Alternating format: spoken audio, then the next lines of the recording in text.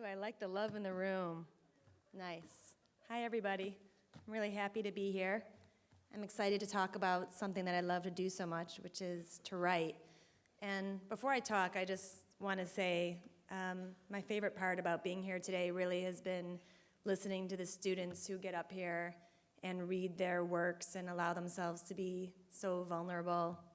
That's really brave, and your work is really impressive. So I encourage you to keep at it.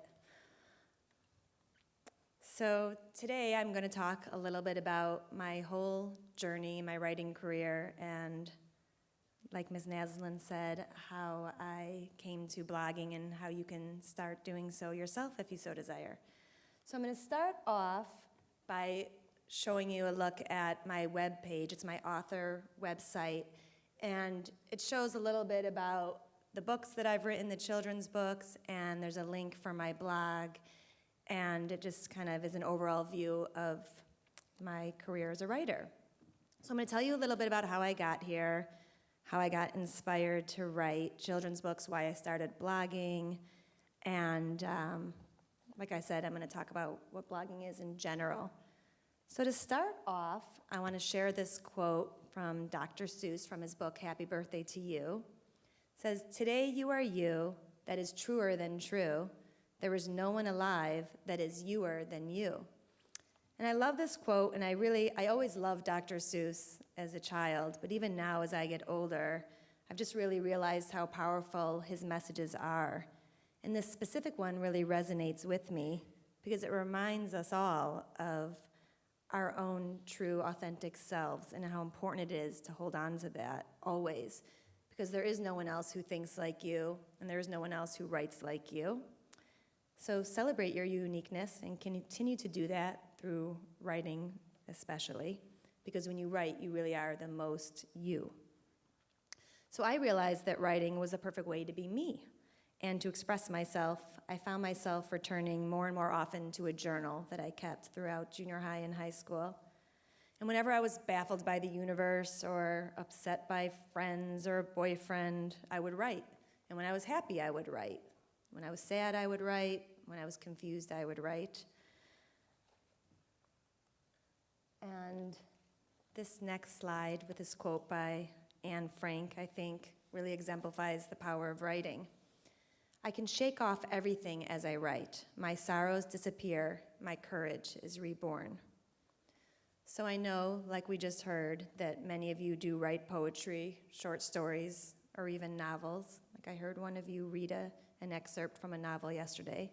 So you can really see the way that writing affects you, and you can see the power that it has when you share it with other people, because hopefully some of your peers will come up to you later today, to those of you who read, and tell you how much that writing, meant to them or something that it sparked in them. So it's a really great power and tool to be expressive.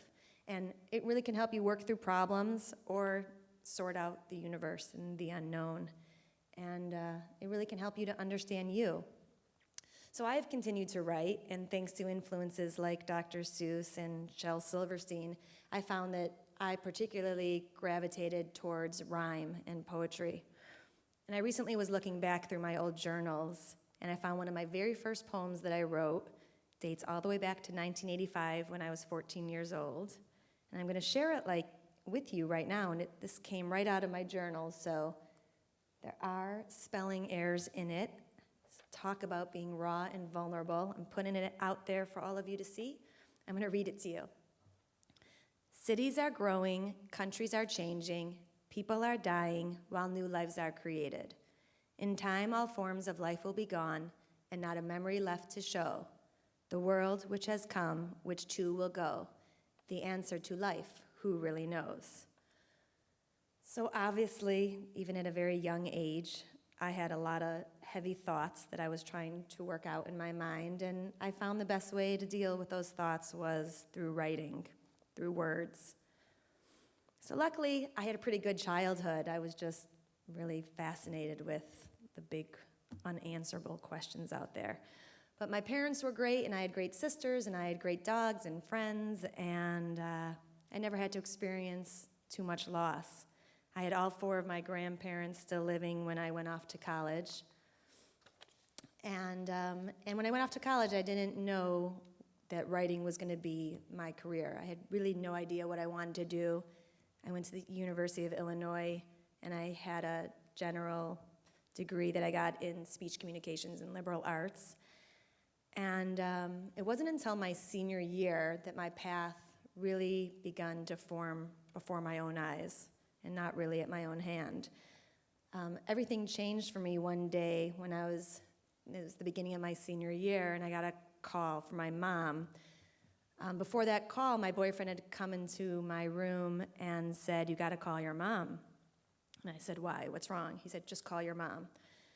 So I said, "Why? Is something wrong with Poppy?" That's what I called my grandfather. He said, "Just call your mom." So I had that sinking feeling, and I just knew something bad. So I called my mom, and she got right to it and delivered the terrible news, and she said, "Daddy died." And I said, "What? Granddaddy died?" Like, I just could not absorb that reality that my healthy 52-year-old father, who also happened to be my favorite person in the universe, had died out of nowhere. So I was clearly crushed, and my mom, I went right home, and we were planning the funeral, and my mom suggested that I write some words that could be read at the funeral. And my immediate reaction was, I can't do that. I couldn't. It was hard enough just to breathe and to be, so writing was so far from my mind.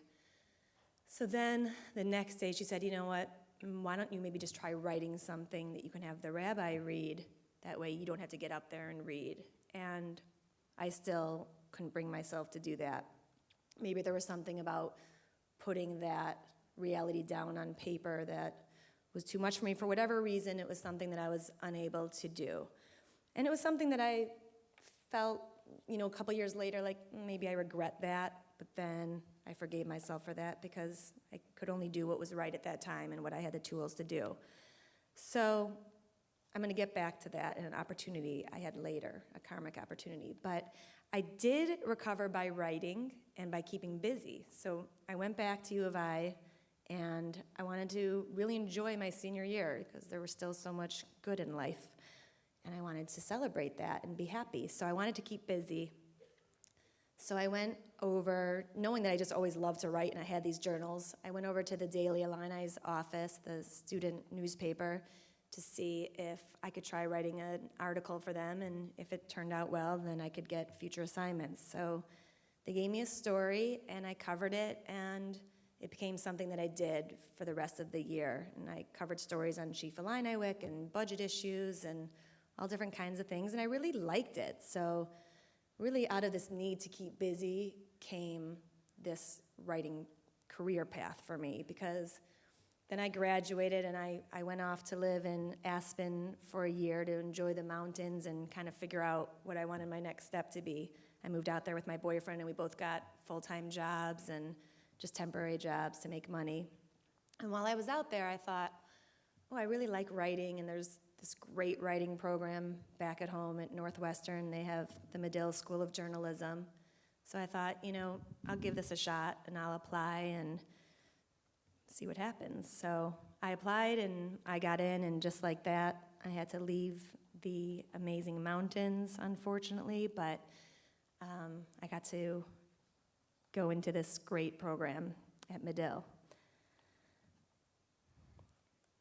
So from Medill, I got a bunch of clips. I got my master's. I got to learn about being a reporter, got to learn about hard news journalism, which is really a great background even for creative writing and for a freelance writing career. And with a degree like that, a lot of doors opened for me right away. I got really fortunate that a travel magazine was looking to hire a Medill grad. It was a startup magazine, and I got the job of managing editor, which was super exciting because I got to travel around and write about my experiences.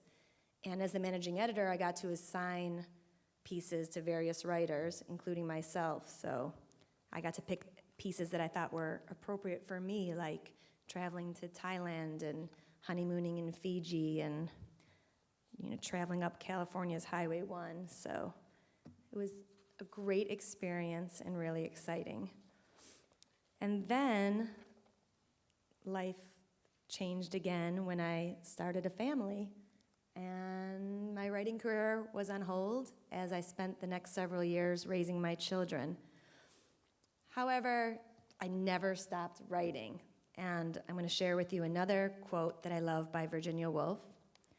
"Lock up your libraries if you like, but there is no gate, no lock, no bolt that you can set upon the freedom of my mind." This quote really shows, obviously, the power of words, the power of books, and the power of one's own unique mind. For me, it just reminded me that even when I wasn't working in a traditional atmosphere, I still had that capability of my mind and my words, and I was always writing poetry and short stories. So no one can ever stop you from your own thoughts, and it's what you do with them now that becomes interesting. So what do you do when you're feeling various emotions? So when you're feeling scared or lonely, excited, vulnerable, sad, what do you do? Maybe some of you draw or call a friend or go shopping or get lost in a book. Or maybe some of you, as I've seen today, write, and you try to figure things out by writing. And since this is Writers' Week, I want to really obviously focus on that aspect of writing. If you really like what you write and you have something that you want to say to the world, you can share it. And with social media today, with Facebook and Twitter, you've already seen how you can share your words and get your message out there. But another tool that you can use to share your voice and share your thoughts is a blog. So now I'm going to talk a little bit about what a blog is. So for those of you who don't already know or haven't been reading some blogs, a blog is a regularly updated website or web page, and it's written by an individual or group, and it's about a certain topic. Sometimes the topics can be very broad, like my own blog, and sometimes the topics are very, very specific. So several years ago, I started blogging, and I just had so many thoughts that I felt strongly about, and I had gotten positive feedback over the years from friends and family about my writing, so I thought, let's share it and see how this goes. So in terms of why blog, I think you blog because you have something to say, you have something to share, or you simply just love to write and are really passionate about a topic. But another reason to blog is to build a relationship with readers and with other bloggers. And there are many companies now that are using blogs to really increase their brand visibility. You'll see law firms, they have blogs, and political parties, there are art blogs, classical music blogs, really any topic that you can think of can have a blog. So now you might wonder, well, who cares? Why would someone want to go read your blog? Well, that's why you can write about a very specific topic, because you're reaching out to the people who care about your specific topic. You're reaching out to an identified audience. So I've been a guest blogger, for example, on various sites. I've guest blogged on a site about animal rescue. So that's something very specific. Obviously, people who are interested in rescuing dogs or getting a rescue dog instead of a dog from a breeder, will go and check out that blog. So there are very specific blogs available. And it's nice because you know that you're reaching out to people who have signed up or are signing in to read about something that you're writing about.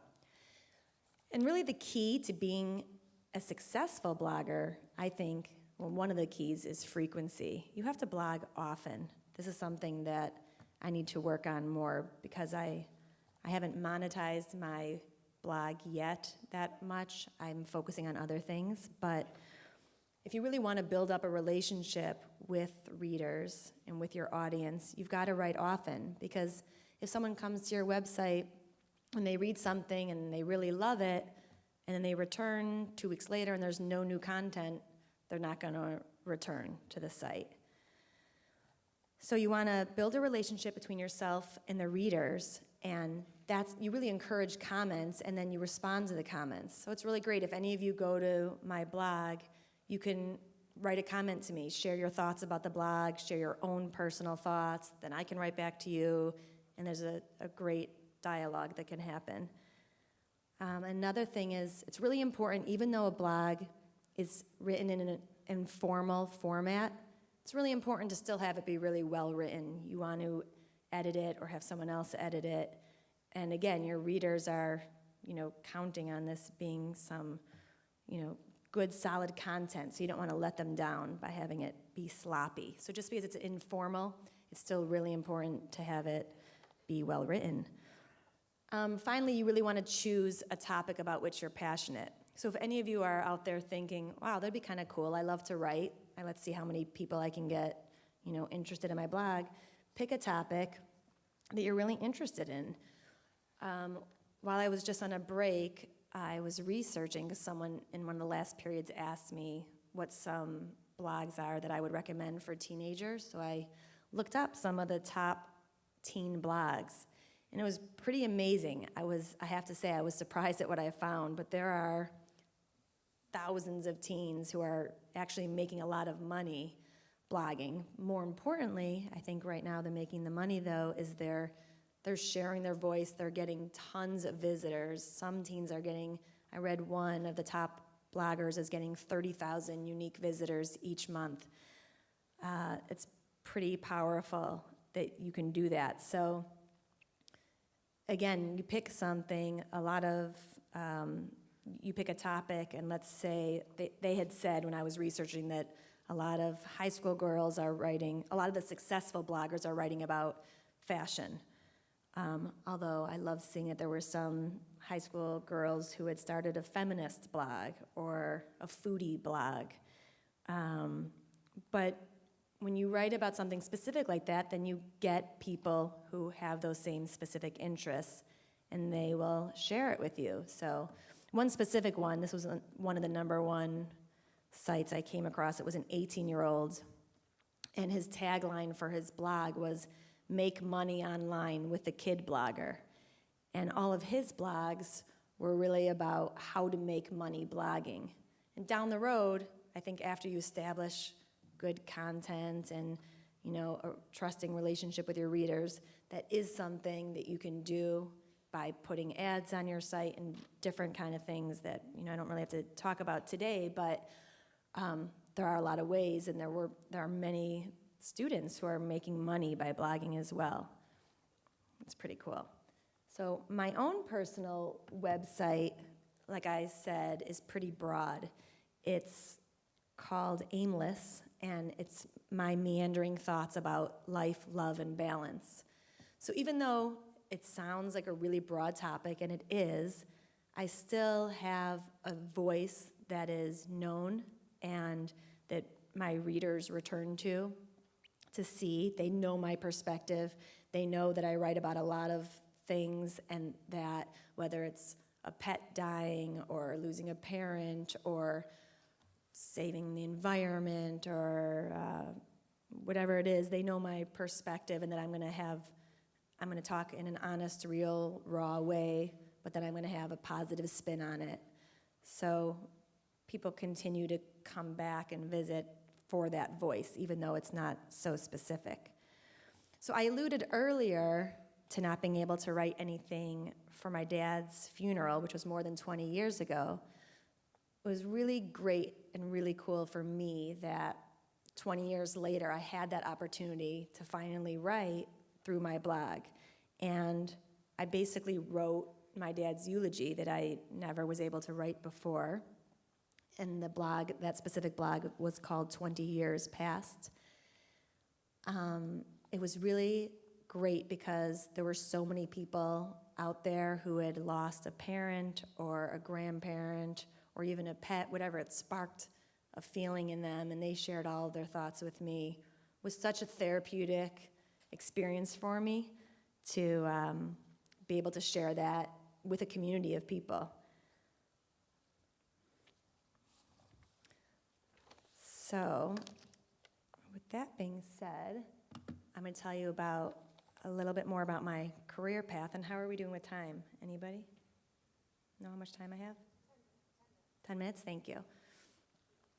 And I'll come back to blogging to answer questions that you all might have after I tell you a little bit about this. But this is definitely not one of my children's books.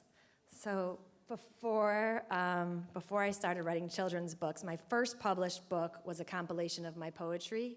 It was called Love, Lust, and Lunacy. And that was a great experience for me. Talk about being vulnerable. Like, that was the first book I put out there, and it was like my most personal and intimate poems about struggling and, trying to find love and experiencing loss and joy and pain. And that was how I dove in clearly head first, by putting that out there as my first book. And after that, everything else seemed pretty painless and easy. So after that, I realized that that people were responding to my work, but I wanted to also satiate a need out there, and one of them was, children and their thoughts and concerns about the world. And specifically, I was separated from my husband, and my 3 children were pretty young at the time, and I saw that they had a lot of questions and fears about divorce and what that would mean, and I decided to write a book for my kids and for all the kids out there. And actually, it's not even just writing the book for the kids, but I wrote it for the parents too, as a really powerful and comforting tool the parents could use to ignite a healthy, positive dialogue with their kids about divorce. And there really are messages in this book that remind kids you are loved, even when mommy and daddy are apart. And it was a perfect fit for me to write about something like this that was just honest and real and also helpful to so many kids. So after that book and after the feedback I got from that, I decided to write another book when there was another need, unfortunately, that I saw in our community when a young boy got diagnosed with cancer. That led me to my next book, because I saw the fear and the anxiety in my own children's eyes, and I heard what my friends' kids were asking, and a lot of parents weren't comfortable to talk to kids about cancer and about the possibility of death, and there are those unanswerable questions that were lingering there in the universe that I thought, I'll take a stab at and try to help kids and parents to answer. So I wrote the second book, and thus really positioned myself as an author of children's books on tough topics. My third book I just completed is about the loss of a pet, and it's not yet published. So I want to remind you all about why we write. There are many reasons why we write. One of them is to inspire others. I think we write to learn, and we write to inform people and to share information. We also really write to improve ourselves. Because as you can see, as you were listening to the students who read their poems, through their poems, they're figuring stuff out. They're figuring out the world and themselves. So that's pretty cool. You're writing and you're giving life more meaning. And through the written word, I think we can feel a sense of belonging, because hopefully people will talk to others who've shared their words and say, I know exactly how you feel, or you sparked this feeling in me. And then there's that whole sense of community as together we try to answer some of life's really tough questions, or why we try to heal ourselves. And obviously, not everything is heavy and dramatic and tough. We can write to make people laugh and to entertain them, and that's really fun to do too. Another quote I want to share is by Ernest Hemingway. He said, "There is nothing to writing. All you do is sit down at a typewriter and bleed." Another quote that I really love, because it just reminds us all how vulnerable we are when we write. So just continue to be vulnerable. Be motivated by your peers who got up here today, and be real, and be authentic, and be a writer, and simply bleed, and simply be. So that's what I wanted to tell you guys, mostly about just the whole journey and process and being passionate about what you write. But because blogging is something that's a little bit new, I'm thinking that maybe some of you might have some questions about blogging, or some of you might be interested even in starting a blog of your own. So if there are any of you who have any questions that you want to ask me about blogging, do you have one? Anybody? Huh? Oh yeah, see you way back there, sorry, the lights. Yes?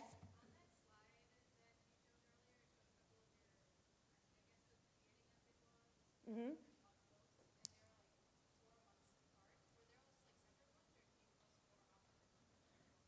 So that's a great question.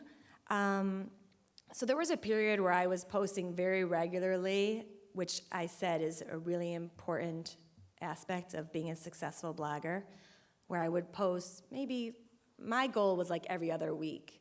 And then there was a period when I was working on some other big projects and just to make a living. So I kind of stepped aside from the blogging for a little while and worked on those. But I think that that is a key to success, like I said, to really have the regularity with it. So that's good that you caught that.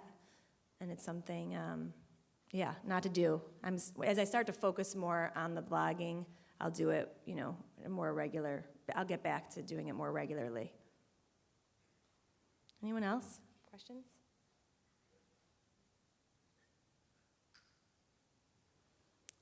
Okay, well, if you don't have any questions, and we have a few more minutes, I think, remaining. Or if you guys want to ask me anything about writing children's books, or yes? Okay. Remember, I'm up here being vulnerable. You can be vulnerable too. Come on. Oh, wow, that's personal. Obviously, she was one of the coolest chicks. No, in all honesty, that's a funny question. He wants to know about how cool Miss Naslund was. Not awkward. Super cool. Pardon? Tito time? Tino? No, I do not. Enlighten me. Okay, well, it's something I'll have to look up. All right, yes.